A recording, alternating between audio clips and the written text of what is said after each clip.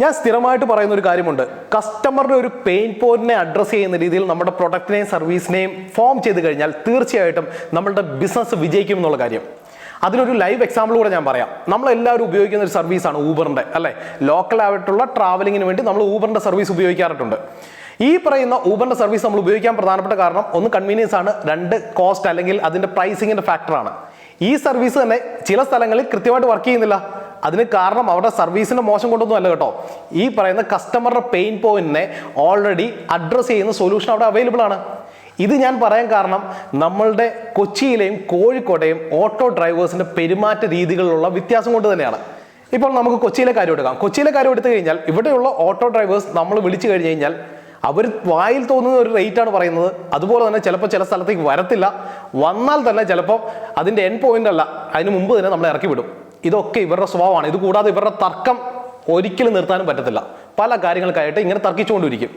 അതേസമയത്ത് നമ്മൾ കോഴിക്കോട്ടേക്ക് പോയി കഴിഞ്ഞാൽ അവിടെയുള്ള ഓട്ടോ ഡ്രൈവേഴ്സിന് നമ്മളോടുള്ള അപ്രോച്ച് വളരെ നല്ല രീതിയിലാണ്. അവർ ഉറപ്പായിട്ടും മീറ്റർ ഇടും. അതുപോലെ തന്നെ നല്ല ടോക്കാണ്, അതായത് നല്ല രീതിയിൽ നമ്മുടെ കാര്യങ്ങളൊക്കെ ചോദിച്ചറിയുകയും ഒരു റിലേഷൻഷിപ്പ് ബിൽഡ് ചെയ്യാനായിട്ട് അവർ ശ്രമിക്കുന്നുണ്ടാവും. ഇത് കൂടാതെ നമ്മളോട് ഒരിക്കലും ഒരു കാര്യത്തിൽ അവർ തർക്കിക്കാറുമില്ല. വളരെ സൗമ്യമായിട്ടുള്ള ഇടപെടലാണ്. ഇതിനെല്ലാം ശേഷം 56 രൂപയാണ് അവിടെ ഓട്ടോ ചാർജെങ്കിൽ ആ 56 രൂപയെ അവർ വാങ്ങിക്കത്തുള്ളൂ. ഒരിക്കലും അത് 60 ആക്കി വാങ്ങിക്കാനായിട്ട് അവർ ശ്രമിക്കത്തില്ല. അപ്പം ഈ ഒരു ഡിഫറൻസ് ഉണ്ട് ഓട്ടോക്കാരുടെ സ്വഭാവ രീതിയിൽ അല്ലെങ്കിൽ പെരുമാറ്റ രീതിയിൽ. അതുകൊണ്ട് തന്നെ കൊച്ചിയിൽ ഇതൊരു വലിയ പെയിൻ പോയിന്റ് ആണ്. ഊബർ സർവീസിന് അവിടെ സ്കോപ്പ് കൂടും. കാരണം എന്താണ്? കസ്റ്റമർക്ക് അവിടെ ഒരു പെയിൻ പോയിന്റ് ഉണ്ട്, അല്ലെങ്കിൽ പെയിൻ ഫീൽ ചെയ്യുന്നുണ്ട്. ഇവരുമായിട്ടുള്ള ഇടപെടൽ, തർക്കങ്ങൾ, ഇവരുമായിട്ടുള്ള പ്രൈസിങ്ങിന്റെ കാര്യത്തിൽ അല്ലെങ്കിൽ ഈ പറയുന്ന ഓട്ടോ ചാർജിന്റെ കാര്യത്തിലുള്ള തർക്കങ്ങൾ, ഇതെല്ലാം ഒരു പെയിൻ പോയിന്റ് ആയിട്ട് മാറുന്നുണ്ട്. അതുകൊണ്ട് തന്നെ അവിടെ ഒരു സൊല്യൂഷൻ ആവശ്യമാണ്. അത് ഊബറിന് കൊടുക്കാൻ സാധിക്കുന്നുണ്ട്. അതേസമയത്ത് കോഴിക്കോട് പോയി കഴിഞ്ഞാൽ ഈ പെയിൻ പോയിന്റ് ഒന്നുമില്ല. ഓൾറെഡി കസ്റ്റമർ പെയിൻ പോയിന്റ് എന്ന് പറയുന്നത് ലോക്കൽ ആയിട്ടുള്ള ട്രാവലിംഗ് ആണ്.